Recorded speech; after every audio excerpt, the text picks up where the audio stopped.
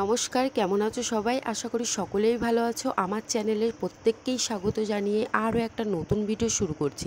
প্রায় আজ থেকে ৩ বছর আগে কেন পরিবারের বিরুদ্ধে গিয়ে বেকার ছেলেকে বিয়ে করেছিলাম, সমস্ত কিছুই থাকবে আজকের ভিডিওতে। সুখ যদি আমাদের কপালে লেখা থাকে তাহলে কুঁড়েঘরে থেকেও কিন্তু সুখটা অনুভব করা যায়। সুখ যদি না থাকে তাহলে অট্টালিকাও থেকেও কিন্তু সুখটা অনুভব করা যায় না।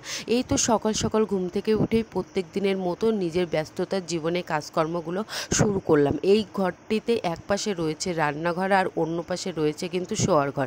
এই তো সকালবেলা উঠে এঁটো থালা বাসনগুলো নিয়ে সোজা চলে আসলাম কলতলায়। আজ থেকে প্রায় ৩ বছর আগে নিজের ভালোবাসার মানুষটিকে পাওয়ার জন্য নিজের পরিবারের সঙ্গেও কিন্তু লড়াই করতে বাধ্য হয়েছিলাম এক পর্যায়ে গিয়ে। এই তো এখানে ভেজা জামা প্যান্টগুলো মেলে দিয়ে সোজা চলে আসলাম সকালের খাবার বানানোর জন্য। এক পাশে এখানে আমি ঘুগনিটা বসিয়ে দিয়েছি আর অন্যদিকে লুচি বানাবো বলে ময়দাটাও কিন্তু মেখে রেখে দিলাম। তো চলো সকালের খাবার বানাতে বানাতে আমার জীবনের কিছু ঘটনা তোমাদের সঙ্গে তুলে ধরি। আজ থেকে ৫-৬ বছর আগে আমার হাজব্যান্ডের সঙ্গে কিন্তু প্রথম আমার আলাপ হয়। সেই আলাপ এক পর্যায়ে কিন্তু কখন যে বন্ধুত্ব রূপান্তরিত হয় বুঝতেই পারিনি। সে বন্ধুত্ব থেকেই কিন্তু ভালোবাসার নামে কিন্তু জড়িয়ে পড়ি।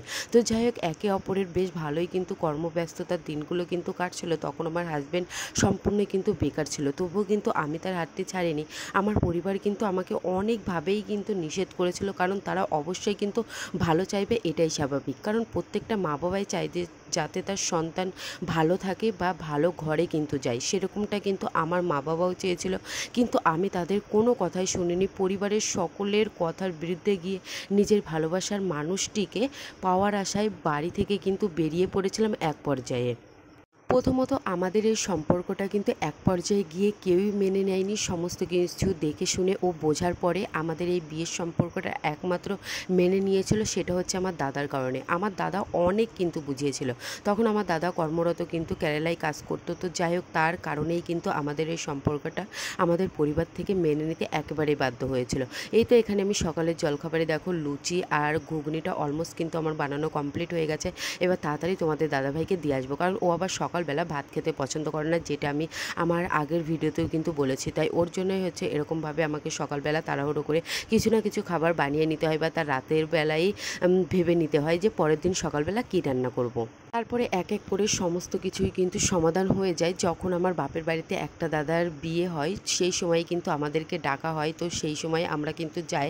তো যাই হোক, এক এক করে সকলেই দেখে শুনে বোঝার পরে সকলেই কিন্তু মেনে নিতে বাধ্য হয়েছিল। এই তো এখানে আমি সকালের খাবারটা বানিয়ে নিয়ে যে আমসত্ত্বগুলো দিয়েছিলাম সেই আমসত্ত্বগুলোই কেটে নিচ্ছি। কেটে এই তো এখন হচ্ছে বয়ামের মধ্যে কিন্তু রেখে দেবো, তাহলে একটা ঝামেলা থেকে মুক্ত। নাহলে অনেক থালা মানে এরকমভাবেই কিন্তু জুড়ে রয়েছে আমসত্ত্বগুলো, তাই সেই সমস্ত থালা থেকে আমসত্ত্বগুলো তুলে নিলাম। আর এরকমভাবে কৌটায় রেখে দিলে কি সারা বছরই কিন্তু এটা থেকে খাওয়া যাবে, সামান্য একটু রোদ্দুরে দিলেই। আমি আমার জীবনে কিন্তু ঠিকই বুঝতে পেরে গেছি যে সুখ যদি মানুষের কপালে লেখা থাকে তাহলে কিন্তু কুঁড়েঘরে থেকেও সুখটা হয়, আর সুখ যদি না থাকে তাহলে অট্টালিকা থেকেও কিন্তু সুখটা হয় না। আর মানুষের মৃত্যু কিন্তু অতি নিকটে, তবু আমরা মানুষেরা কতই অহংকার করি। এখনও কিন্তু আমরা জাত ভেদ ও মানুষদেরকে নিয়ে কতই না ভেদাভেদ বা সমালোচনা তৈরি করি। কিছুদিন আগেই ঘটে গেছে আমাদের চোখের সামনে এক নির্মম হত্যাকাণ্ড, যেটা তোমরা কম বেশি কিন্তু সকলেই জানো। তো যে ঘটনাটা নতুন করে তোমাদেরকে বলতে চাই না। একই পরিবারের 5 জন সদস্য, সেই ফুলের মতো ছোট ছোট বাচ্চারাও কিন্তু মারা গেছে, যাদের জীবন শুরু হওয়ার আগেই তাদের জীবনের অধ্যায়টা এক নিমেষেই কিন্তু শেষ হয়ে গেছে। তো ভীষণ খারাপ লেগেছে ঘটনাটা দেখে, তাই তোমাদেরকে সামান্য একটু আমি বললাম যে মানুষের জীবন বা মৃত্যু অতি কিন্তু নিকটে, মৃত্যুটা কিন্তু অতি নিকটে, তবুও আমরা কতই না অহংকার করি। জীবনের কিন্তু কোনো ভরসা নেই, এই আছে এই নেই। তো যাই হোক, সমস্ত কাজবাজ আমার হয়ে গেছে দুপুরবেলা। এখন সোজা চলে আসলাম পুজো দেওয়ার জন্য। এক সপ্তাহ ধরে কিন্তু পুজো দিতে পারি না। তো যাই হোক, আজকে ঠাকুর ঘর পরিষ্কার পরিচ্ছন্ন করে এই তো সমস্ত ঠাকুরদেরই আমি কিন্তু জামা প্যান্ট চেঞ্জ করে এই তো এখন হচ্ছে পুজোটা দিয়ে নিচ্ছি। কেন জানি না, আমি পুজো দিতে না পারলে আমার এই ঠাকুর ঘরে কেউই ঢোকে না, বরং কেউই কিন্তু পুজো দেয় না।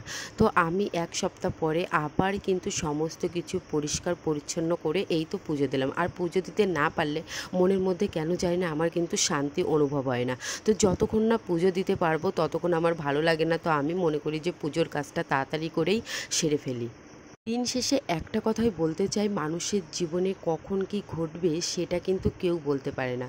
আর বিধাতার লিখন কেউ কিন্তু খণ্ডাতেই পারে না। যার কপালে যা লেখা আছে সেটা তো অবশ্যই অনিবার্য হবেই, তার পাশাপাশি কিন্তু নিজেদেরকেও চেষ্টা কিন্তু রাখতেই হয়। এখানে কিন্তু আমার পুজো দেওয়া কমপ্লিট, ভিডিওতে আর কন্টিনিউ স্টার্ট করতে পারিনি। এখন হচ্ছে রাতের বেলা থেকে আবার ভিডিওটি আমি কন্টিনিউ স্টার্ট করলাম। তো আজকে আমার হাজব্যান্ড দোকান ছুটি করেছিল, সপ্তাহে একটা দিন করে কিন্তু ছুটি থাকে, ও কিন্তু দোকান কখনোই বন্ধ করতে চায় না। তো যাই হোক, আজকে বাড়িতে ছিল, ও নিজেই বলল যে চলো আজকে ঘুরতে না গিয়ে বাড়িতেই পাস্তা বানিয়ে পরিবারের সকলেই একসঙ্গে বসেই খাওয়া দাওয়াটা সারবো। তো এই তো এখানে হচ্ছে যে কথা সেই কাজ, এখানে আমি রান্নাটা সেরে নিচ্ছিলাম আর ও কিন্তু আমার সাথে সাথে হেল্প করছিল।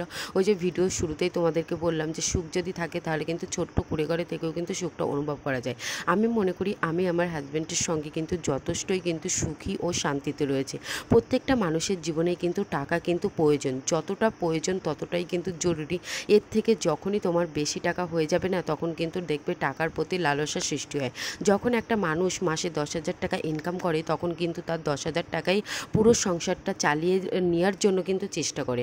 আর একটা মানুষ যদি মাসে 1,00,000 টাকা বা 50, 60, 70,000 টাকা ইনকাম করে, তখন দেখবে যে সে কিন্তু ওই টাকার মধ্যে তার পুরো সংসারটা সামলিয়েও আরও কিছু চাওয়া পাওয়ার আবদারটাও কিন্তু রাখে। আমার কিন্তু সেরকম কোনো বড় কিছু চাওয়া পাওয়ার আবদারটা নেই, শুধু আমার ছোট্ট একটা আবদার যে আমার জীবনে ছোট্ট একটা ঘর থাকুক, যে ঘরটাকে আমি আমার মনের মতো করে সাজিয়ে গুছিয়ে রাখবো।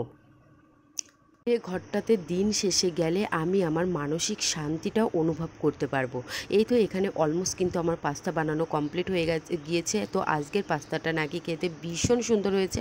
এর আগে আমি যতদিন পাস্তা বানিয়েছি না কেন, সব থেকে কিন্তু আজকের পাস্তাটাই ও আমার হাজব্যান্ডের কাছে সব থেকে বেশি ভালো লেগেছে। এই তো আমার শাশুড়িমা কিন্তু এখনও আসেনি বাড়িতে, তো ওনার জন্য কিছুটা পাস্তা আমি রেখে দিয়েছি। আর আমার শ্বশুরমশাই কিন্তু এরকম খাবার খেতে পছন্দ করে না। আর দুইজন মিলে সোজা চলে আসলাম ঘরে। তো এরকম করেই ফোন দেখছি আর পাস্তাটা কিন্তু খেয়ে নিচ্ছি। ভিডিওটি কেমন লাগলো অবশ্যই জানিও। যদি ভালো লেগে থাকে অবশ্যই চ্যানেলটিকে সাবস্ক্রাইব করে পাশে থেকে সঙ্গে থেকো। দেখা হবে অন্য কোনো ভিডিওর সঙ্গে।